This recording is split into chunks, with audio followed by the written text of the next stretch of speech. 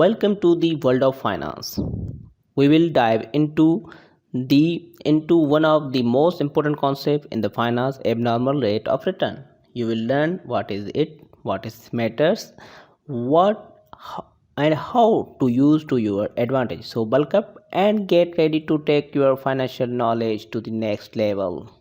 The abnormal rate of return is the financial concept that refers to the difference between a stock and actual return and its expected return. The expected return is the return of investor anticipate based on the stock historical performance, current market condition and other relative factor.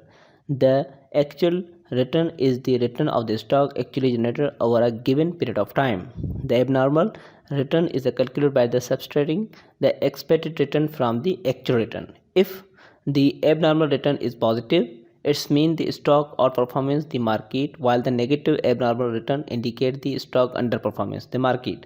The rate of return is used by the investor and analysts to assess the performance of the stock and the portfolio and to make investment decision.